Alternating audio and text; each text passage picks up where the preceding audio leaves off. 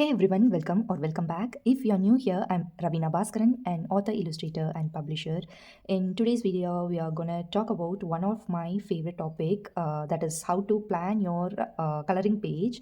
If you ever opened a coloring book or particular illustration and thought that okay, where do I even start, even though the illustration or coloring book looks super cute, and we all have that one hesitation where to start and how to start, what if I ruin the page, something like that. Even the experienced colorist or illustrator will also have similar kind of hesitation, I would say.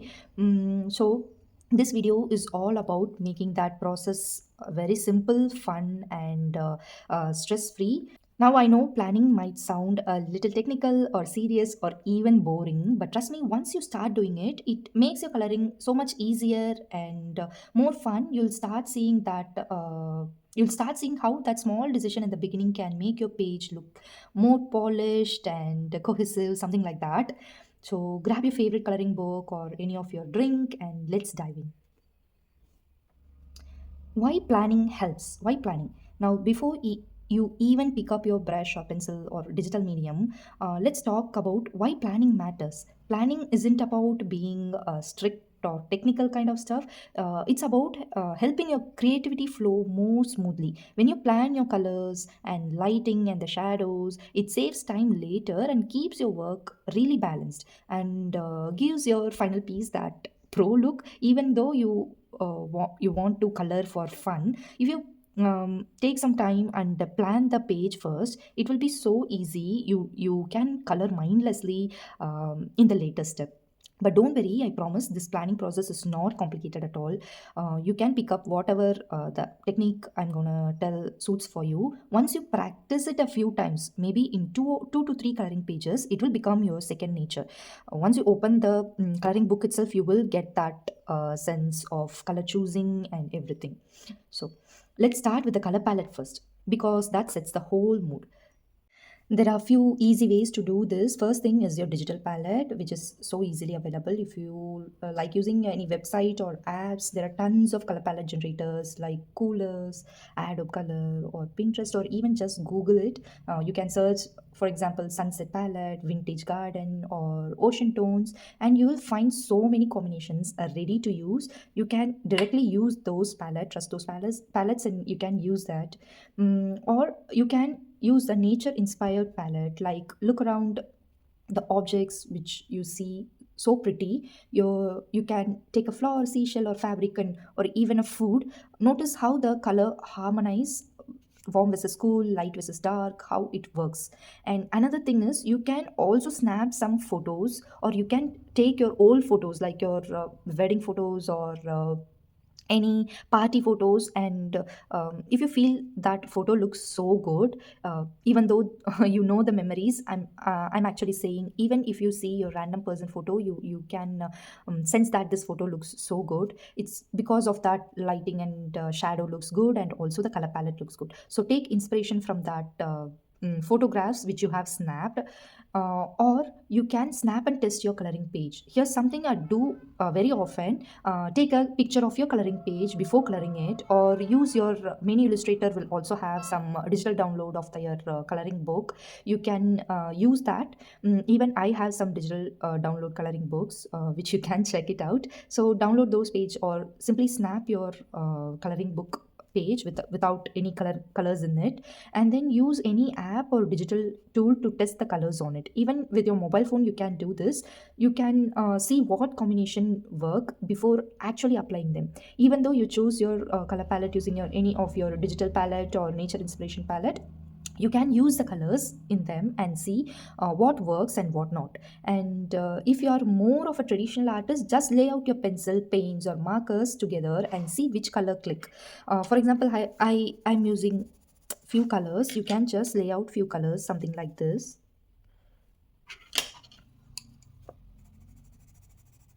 At least the main colors you can lay out and test the whether it's harmonized, it's so cohesive or not. Or you can plan something like this.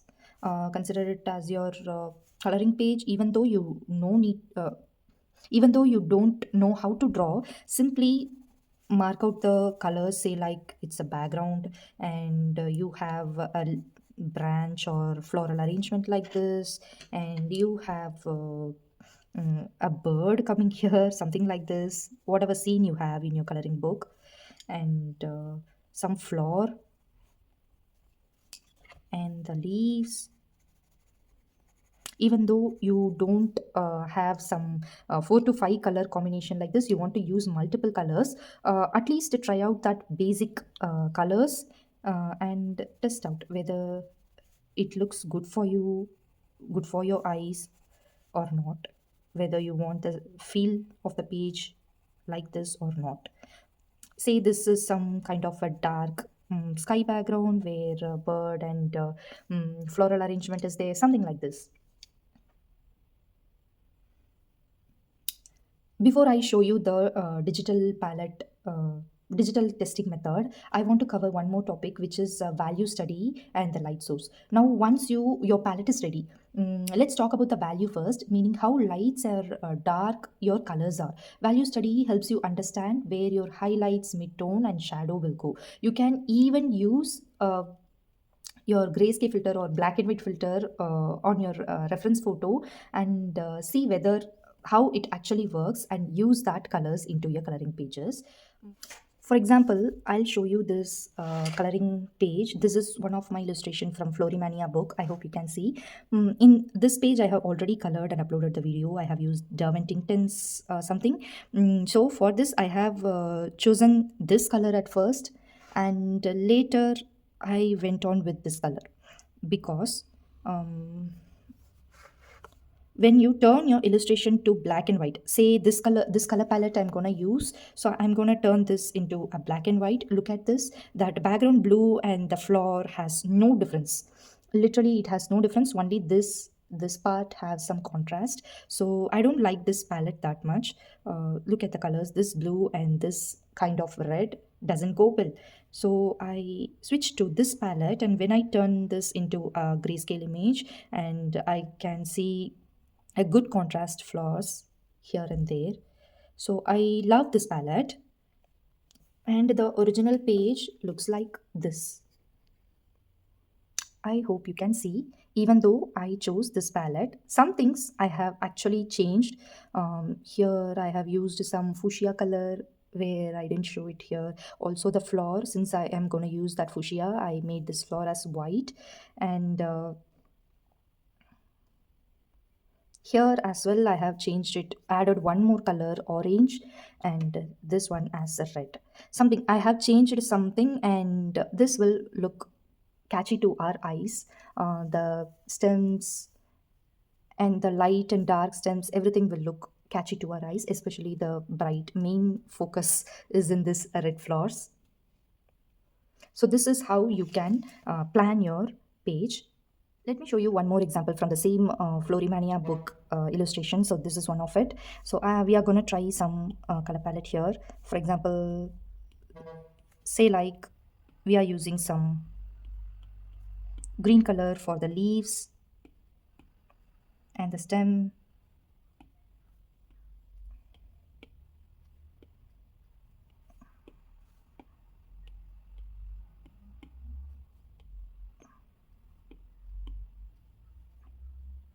Something like this. And for the flowers, say like some orange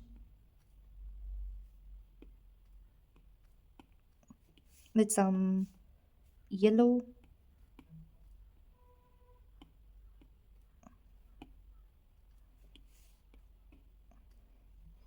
Something like this. For the background, let's say we can use some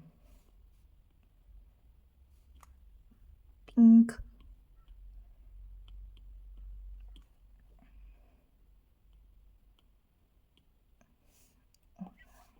We can go with this blue. For this paisley kind of thing, let's go with some dark blue here.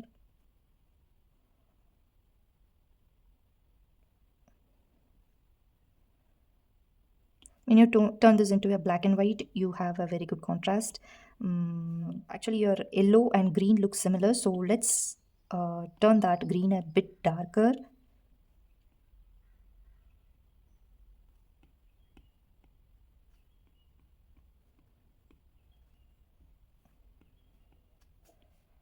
When you use a color pencil, you will start from some light shading to darker one, right? So this will be corrected in that process. So green is fine, and yellow and orange is also good.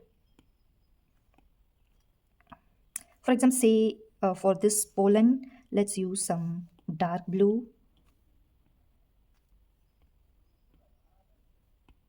for the pollens. Something like this. When you turn to black and white, every element is really visible here.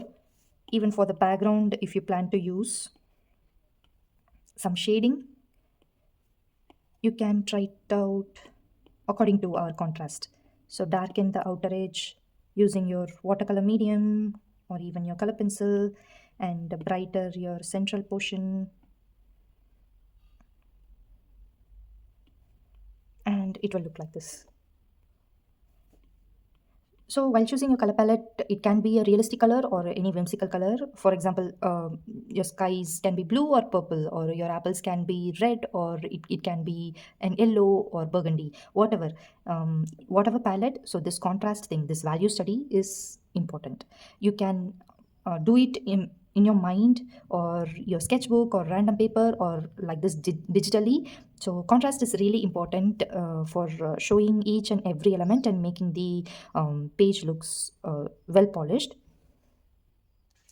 Now let's talk more about that color palette. For example, if you have any color palette like this selected, let's say you're choosing some color palette with which has 5 colors, maybe something like this. Pick any 2 to 3 dominant colors. Those will appear most across your page. So let's say you're gonna choose this traditional and rustic palette. Choose some 2 to 3 colors as your dominant color. For example, your orange and green can be your dominant color because they both are really contrasting, and I'll again come to this later. So pick 2 to 3 dominant color, choose one dark color for the real depth. So here the real depth can be brown or even purple. Choose one really dominant color and one highlight color, which will give that brighten up the page, maybe like this cream or white or maybe even yellow, light yellow, something like that. This helps you keep balance and prevents your artwork from looking too chaotic. Actually, you can also alter color slightly. For example, here this orange and green is so contrasting to each other. You can settle down this green like something really lighter, really light, like this. Some yellowish green also you can try, something like this. Okay. And or else you keep the orange as it is and make the I mean keep this green like this and make the orange much lighter, something like this. So it won't be not that much clashing. I hope you can see the difference. Compared to this orange, this one is much lighter. Okay. You can play with that saturation and choose the color palette according to your illustration, according to your how you want your illustration to be. It's completely fine to tweak the palette as you color. You don't want to take the digital color palette and you want to do the same. The main goal here is to maintain the harmony. Whether your colors are realistic or creative, they should feel like they belong together. Let's talk about fixing the light source. All right. Think about whether the light falls from top left or right or even from the behind of the object. Once you fix that, you can easily plan where to keep the shadow and where to add the highlight. You can do this in your value study as well. If you are going digitally, you can also try it out. You can also choose the lights in some shape. For example, say that you have some scene going on here. You have multiple light source here and here and here. Naturally, our human eyes will focus the center of the page, something like this. So you don't want to go outside too much. That is my trick. If you want, you can go, but I will keep the very bright lightings in these 3 spot like triangular form, or else you can make it like an S shape, something like this, here and here, maybe here. your eyes will actually naturally flow according to that light source in this S shape or triangle shape. Even if you plan to use a single light source, do it in the center of the page, here or here, somewhere inside this grid lines, not else somewhere corner of the page. Usually our human eyes will see only this portion, so I will always try to place that highlights or light source in the center of the page. Once you choose this light source, then you can darken the corners or the backgrounds and slowly fade away the colors outside, I mean around the borders of the page. You want some desaturated colors or darken the colors around the borders so that it looks more popping in the middle of the page. That contrast helps the center pop and create that depth. Now we have chosen our color palette. We have done the value study where the light color, middle tone color, and dark color should come. And later we fixed our light source and the shadows and everything.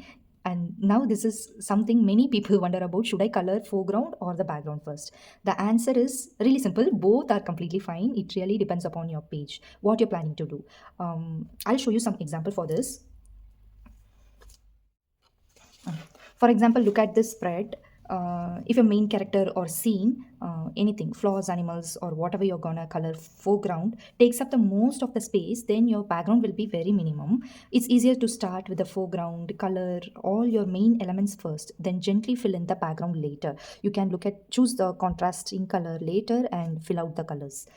In some example, for example like this, if you have more area for your background, or if you're going to use your water based medium like watercolor or ink, something like that, you need some drying time, right? So you can first play out the background, then start with the foreground element. This way you won't accidentally smear or bleed color into the foreground later. Once you complete this, if you use your water medium, then somehow it's gonna come inside. So if you're planning to use any water medium or you want some waiting time, you can first play around with the background and color this foreground, because this foreground is really small. You don't want to color the entire scene. And sometimes you can even work back and forth between the both. For example, imagine you are planning to add more elements, maybe some bell somewhere here or something like that. You can add some bells and whatever elements here, shoes along with some socks here. You can throw some songs here and there, and you can also play around with it. In that case, you can go back and forth. Or else, if you want this part of the page to be green and later you are planning to add some mountains and then some sky, something like that, you can work side by side, because here some plant portion is there. You can continue it and make it look like a grass scene, then you can color some shoes here and you can later work on that mountain or a sky thingy. So it's completely up to you. What I would say is, if you have more elements in the foreground, then always color that first, like I have shown here. More things are going in the foreground, so I will choose the highlight, I mean main light source is from the sky, and I will highlight these goose and water medium, water thing, river that is flowing here, and later I will cover these backgrounds, blue or this sand portion, something like that.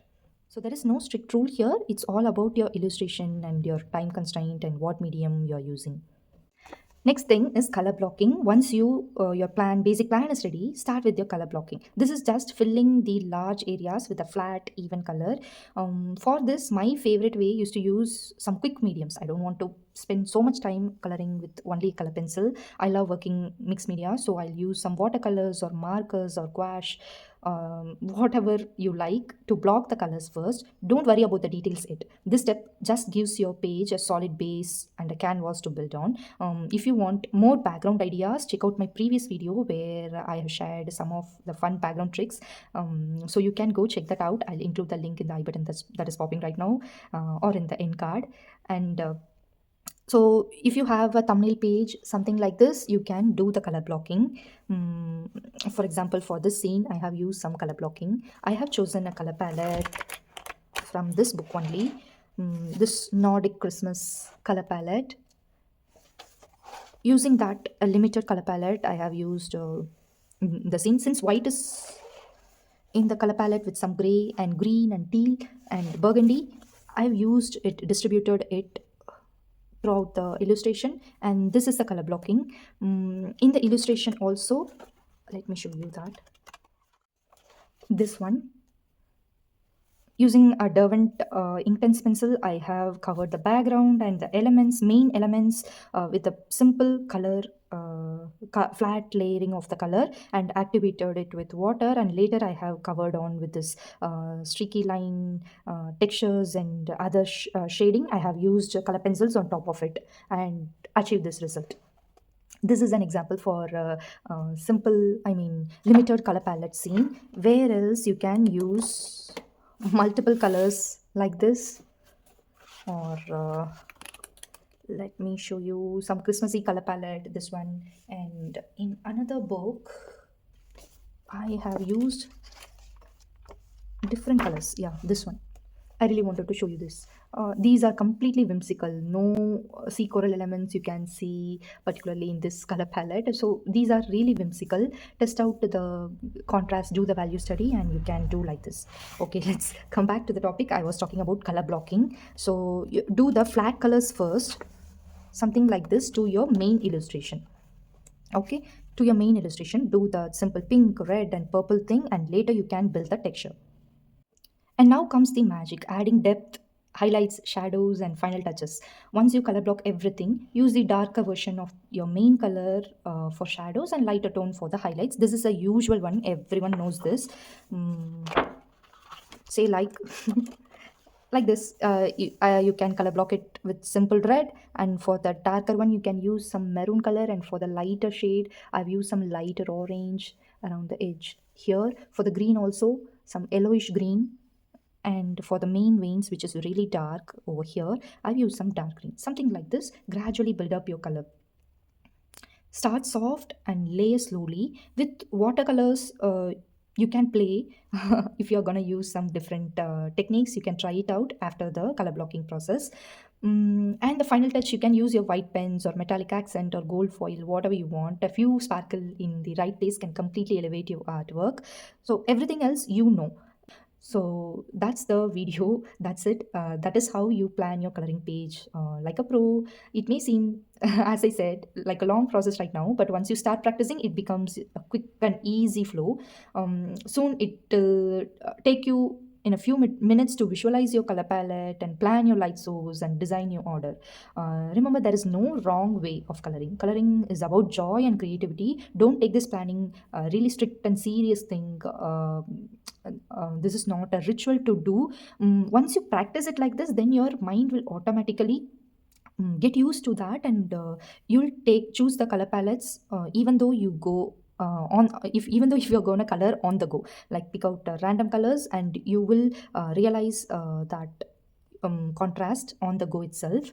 If you enjoyed this video, don't forget to hit the like, comment, and subscribe, usual thing.